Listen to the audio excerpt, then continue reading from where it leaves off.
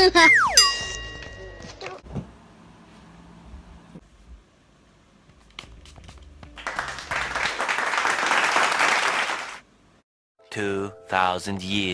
later. Oke, assalamualaikum warahmatullahi wabarakatuh. Ketemu lagi dengan gue Alvin Nurbayaki. Jadi selama lockdown ini gue hanya di rumah aja. Mungkin sesekali ngabuburit aja, manasin motor. Ya mungkin nggak banyak konten-konten kayak sebelumnya. Dan ini gue ada lebih ke konten yang bersifat motorik halus ya, kalau orang bilang mah, bukan motorik kasar. Kontennya itu skate bareng, gambar bareng. Jadi kita nanti di konten ini gue bakalan ngajak kalian untuk belajar bareng-bareng cara gambar dari nol. Oke, untuk yang pertama ini sebagai pembuka, gue mau kasih tahu ke kalian apa aja yang kita persiapkan untuk melukis atau membuat sebuah karya yang berupa 2 dimensi. Jadi seni rupa itu dibagi ada 2. Ada yang seni rupa 2 dimensi dan ada seni rupa 3 dimensi. Yang 2 dimensi itu contohnya kayak lukisan yang hanya dipandang dari 2 arah. Contohnya dari depan, antara gue dan si karya itu. Tapi kalau yang 3 dimensi, dia itu memiliki volume. Jadi dia seperti patung, keramik, pokoknya sebuah karya yang berupa 3 dimensi yang dapat kita rasakan wujudnya dan bentuknya. Kalau lukisan kan rata datar karena 2 dimensi. Kalau misalkan 3 dimensi seperti patung nih, contohnya ini. Ini action figure sebenarnya. Ini contoh dari karya seni. Kalau mau bisa lihat, serem ya. Ini sebenarnya cloningan gua, cuman nggak tahu nih ngikutin gua yang mana. Sebenarnya ini pakai baju guru, pakai baju dinas Pemda. Tapi gua modifikasi karena bosen, gua warna-warnain sendiri. Rambutnya juga ada putih-putihnya, kayak uban lah ibaratnya. Ini dari kayu. Kayunya ini tipe kayunya yang jarang langka. Dan ini ngambil kayunya itu bahannya ada di Indramayu. Ukur ribut jancuk. Ini contoh dari seni rupa 3 dimensi. Begitu juga ini.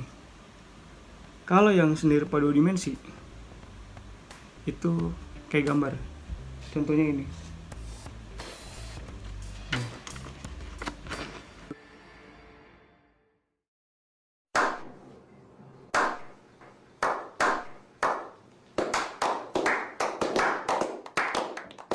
Contoh dari seni rupa 2 dimensi, yaitu lukisan. Ini sebenarnya lebih ke sketsa wajah.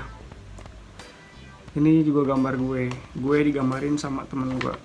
Keren, gambar anak KJ. Thank you. Tetap selalu apresiasi apapun karya lo, walaupun orangnya nggak ngasihin, tapi karyanya tetap kita harus apresiasi. Jangan lihat orang tapi lihat karyanya. Emang apa sih nggak boleh? Sombong amat. Ada contoh seni rupa 2 dimensi, tapi ini lebih ke digital pembuatannya, karena ada yang manual dan digital. Manual ya pakai pensil, pakai cat air, bisa pakai krayon, pensil warna, banyak, cat minyak, cat akrilik. Kalau ini digital pakai aplikasi. Biasanya pada buatnya pakai aplikasi Adobe Photoshop, Adobe Illustrator, Corel Draw, tergantung dari lu pada bisanya apa dan nguasainnya apa. Dan ya lebih enaknya kebiasaan sih, lu pakai apa. Ini ya satu lagi nih, ini baru pakai kanvas, cakep kan? No. Ini gue buatnya, yang pertama gue tiban dulu fullin semuanya. Ini kanvas ya. Baca. Di fullin pakai cat akrilik. Akriliknya itu mau gue tunjukin juga sih. Nih, pakai cat ini. Ini contoh merek ya, Meris ya. gue senang pakai ini karena ya gitu deh, senang aja, lebih karena terbiasa apapun itu. Nah setelah ini gue fullin pakai cat perpaduan gradasi antara kuning merah jadi oranye gini, ada kuningnya ada orange-nya. Udah kering gue tiban pakai spidol. Ini gue campuran mix media lah jatuhnya karyanya, ada spidol ada cat akrilik. Jadi yang pertama kita masuk ke poinnya aja. Kalau lu mau buat karya, yang pertama itu lu harus siapin konsep. Konsep lu gimana? Misalnya lu mau gambar sebuah ilustrasi, contohnya tentang suasana di kota. Suasana di kota santri asik kesenangkan hati. Atau suasana di, kita yang gampang aja, suasana di pasar. Nah, lu jabarin lagi di pasar ada apa aja sih? Ada penjual, ada pembeli, ada apa lagi? Ada tukang parkir, ada tukang ojek, Saya kangen dia, biar hidungnya pesek. Saya sayang dia. ada yang petugas keamanan,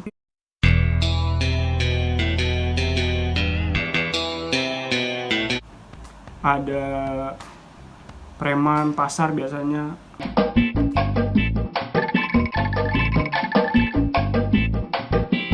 ada pengemis, ada kucing liar, ada penjual sayuran, ada tukang ketoprak, ada tukang somai, banyak pokoknya, itu sebutin atau dah. Itu apa aja yang udah lu pasar, pokoknya apapun yang udah lu kan gini nih, lu kan pasti nggak mungkin lah belum pernah ke pasar, pasti udah pernah ke pasar. Jadi apapun yang lu lihat, lu breakdown tuh satu-satu, lu list. Kalau bisa lu tulis dulu di kertas konsep atau apapun itu yang ada di pasar. Oke tadi sebutin satu-satu lu list. Kalau udah fix semuanya. Nah, backgroundnya lu mau di mana? Entah itu outdoor atau indoor, itu bebas, senyamannya lu aja. Dan juga yang ketiga, perspektifnya. Perspektif itu kalau di dalam angle kamera, ntar ya.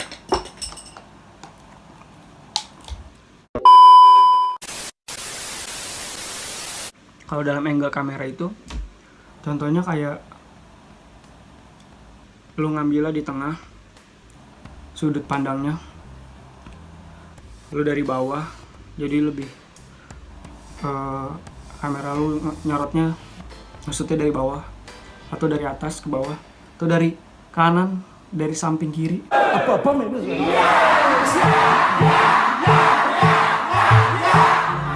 Nah itu tergantung lu, nyamannya lu. Nanti itu lebih ke teknik, yaitu perspektif. Lalu setelah lu buat konsepnya udah mateng semuanya, selanjutnya lu bikin storyboard. Karena storyboard itu penting. Apa sih storyboard? Papan cerita. Kalau bahasa Inggrisnya disatuin story, cerita, board, papan, papan cerita. Apaan sih gue? Jadi storyboard itu kayak misalkan kalau di dalam komik, sebenarnya itu untuk mempermudah pembuatan karya lu. Kalau di komik ya, misalkan scene pertama, adegannya apa nih? Sebenarnya nggak komik juga sih, film pakai video, pakai iklan, pakai banyak. Karena apapun itu, apapun karya lu pasti harus ada breakdown, konsep, dan storyboard. Itu untuk mempermudah lu. Karena nanti lu mau melakukan apa saja di situ udah ada urutannya. Jadi yang udah lu tahu, yang belum lu tahu. Jadi mana yang udah, mana yang belum, lu bisa membedakan. Intinya mempermudah sih. Karena yang gue lihat banyak lah yang gue lihat kadang orang-orang itu agak tidak mempedulikan hal tersebut. Banyak yang langsung aja gambar garap tanpa buat storyboard sama sekali. Storyboard itu misalkan adegan pertama scene 1. Misalkan sketsanya di mana nih? Di pasar bagian mananya. Nah itu di situ dalamnya ada apa aja? Misal di tukang somai, ada tukang toprak. Nah itu ada 2. Lalu selanjutnya scene kedua, misalkan ada apa? Di scene 2 tukang bajai, ada orang naik bajai, kayak gitu. Nanti digambarin dari scene per scene itu namanya storyboard. Ada gambar, ada penjelasan. Jadi jelas kayak orang syuting kan gitu. Atau kayak orang, ya bener, kayak membantu aja. Karena lagi lockdown ya, kita harus banyak-banyak nyemprotin gas kentut. Maaf bercanda. Karena sayang. Hand sanitizer. Nah itu storyboard. Lalu yang ketiga itu dari gaya atau banyakan sih yang kalau bahasa gue aliran lo apa? Bukan aliran sesat ya. Jangan ngadi-ngadi deh. Begaul yang bener-bener aja. Terus gaya gambar lu gimana sih? Apa ke stylenya ke American style, Marvel?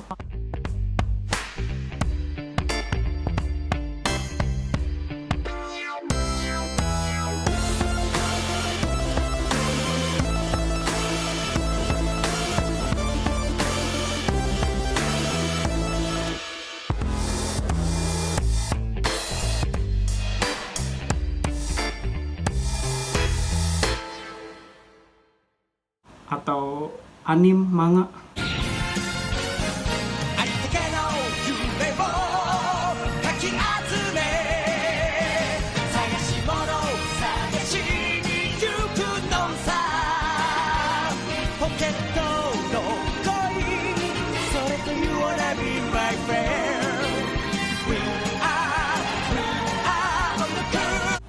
Japanese style.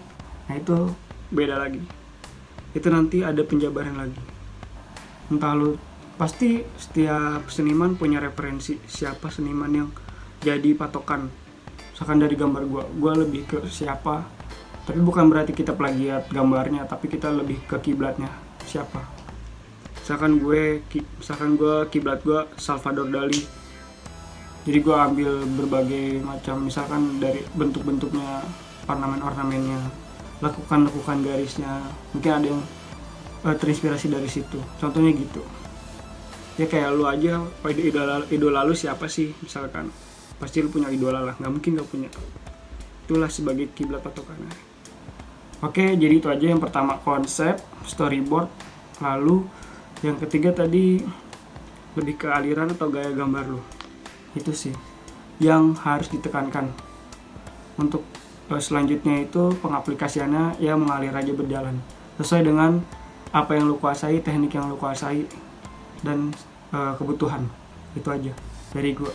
Oke, sampai ketemu di episode selanjutnya dengan penjelasan yang lebih rinci lagi tentang apa itu sebuah gambar atau arti lukisan dan macam-macam. Kita sharing-sharing aja.